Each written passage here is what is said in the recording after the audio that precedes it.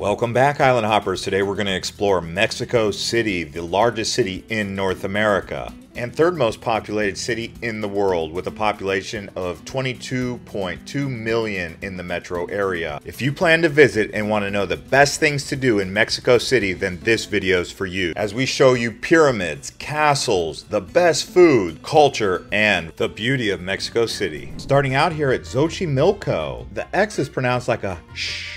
It's essentially a floating market. It was a vast water transport system that was built by the Aztecs. Nowadays, you can actually take colorful gondola boats all around this area. You can eat food, buy things from the artisans, listen to music from a mariachi band. And another magical activity to do is a hot air balloon over the Teotihuacan Pyramids. You don't have to take a hot air balloon to see the pyramids. You can also walk around. You can also stay on the ground. The balloon prices vary between 118 US dollars and go all the way up to 211 US dollars. It just depends on what tour you want to do by hot air balloon.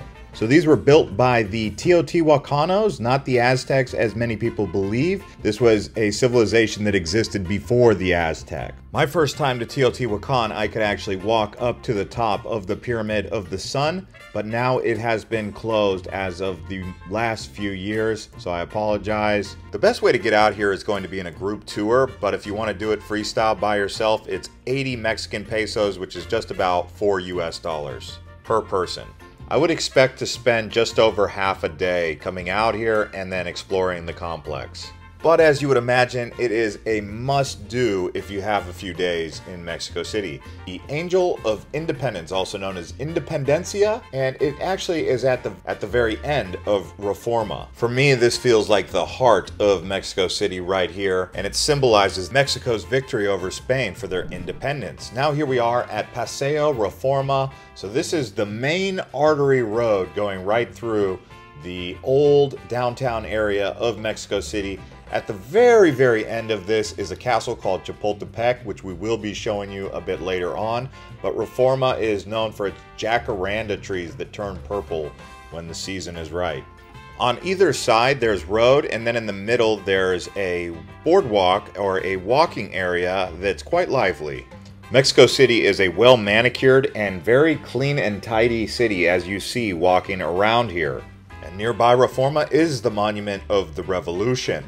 This beautiful archway was actually supposed to be the centerpiece of a larger palace called Palacio Legislativo Federal, which was going to be one of the biggest and most impressive palaces ever built in the world. It didn't get completed, and here you have the Monument of the Revolution. Still a very beautiful archway that you can actually take an elevator and go up to the top. By the way, the last three things I showed you, Reforma, the Angel of Independence, and this monument, all free. And there is a look at that elevator for those of you interested in going up there. And again, not too far away from these three historical areas that I showed you, we're going to the Chapultepec Castle now. This is amazing castle. You got to spend at least a couple hours walking around here. The entrance fee is, yep, you guessed it, free. And it's open from Tuesday to Sunday. And I would say coming out here anytime is a good time. You can beat the crowds in the morning. In the afternoon on the weekend is going to be the most busy.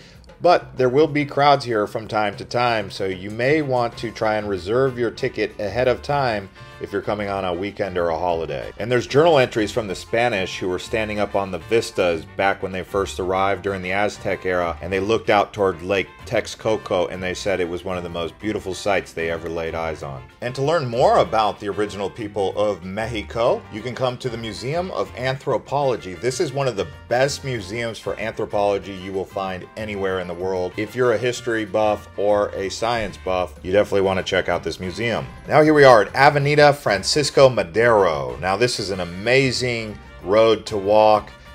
You can walk it probably in about 15 to 20 minutes. Lots of beautiful architecture. It really feels like you're going all the way back in time to another era. And that's what's really charming about Mexico City is, yes, you have the new modern areas, but you also have this old world feel that most people really love and appreciate about Mexico City. Then at the end of the road, here we are at the Plaza of the Constitution, which is quite the square area.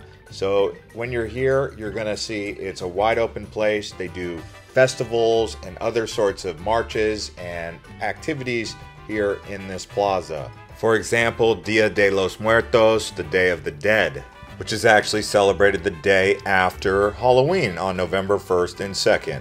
And in the plaza area, you will see the Zocalo, which is probably the most famous church cathedral in all of Mexico City. And you can't miss it when you're here. If you go inside, you will think it is quite spectacular inside here.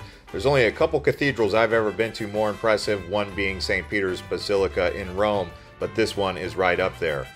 Now, unfortunately, I can't roll video inside here, but I did take some pictures which were allowed at the time, but you can see just how spectacular it is inside.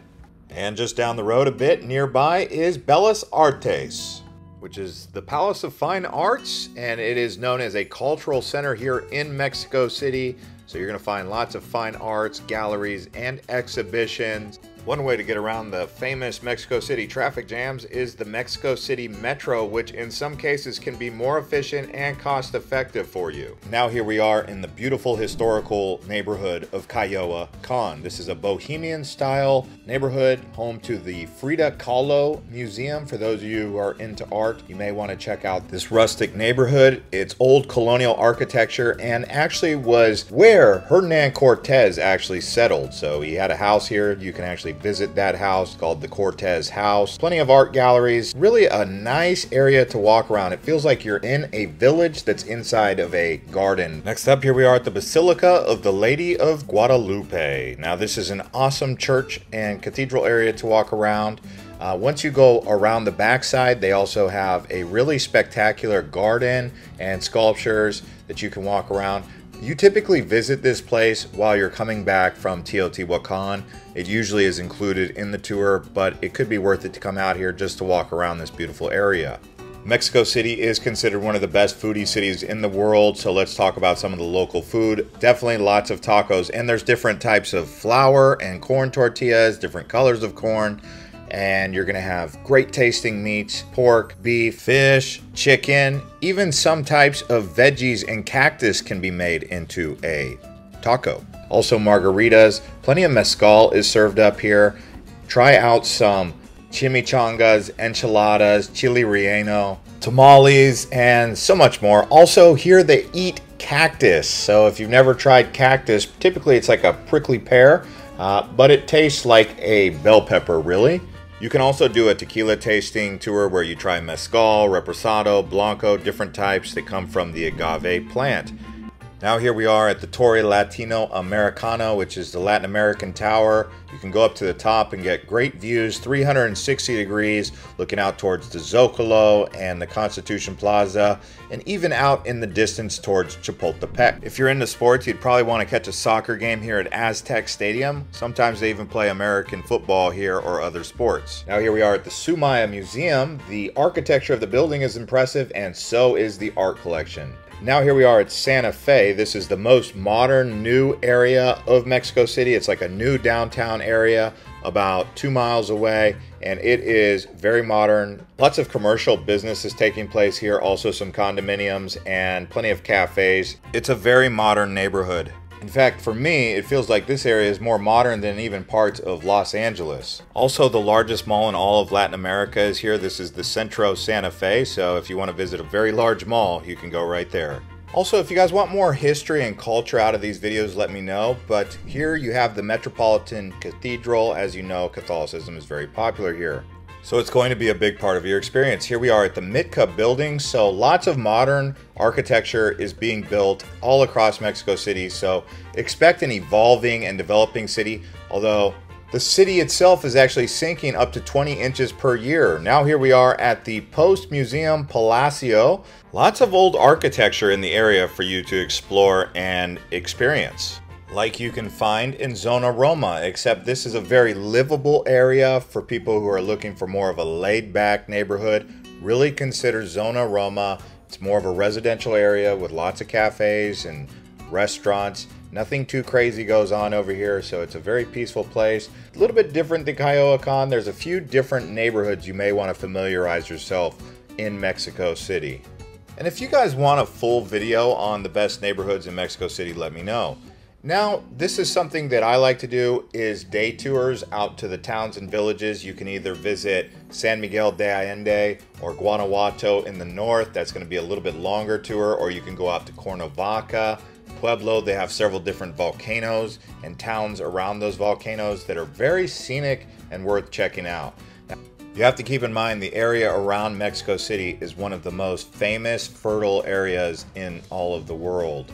So if you've never been down to Mexico City, I would highly recommend it. There's a lot to see and do around here in this beautiful Mexico Valley. It is sinking though, because the earth is settling after they filled in Lake Texcoco, the lake that surrounded the old Aztec city. So anyways, on that note, if you guys enjoyed this one, please watch Best Places in Mexico or Playa del Carmen by clicking one of these videos here.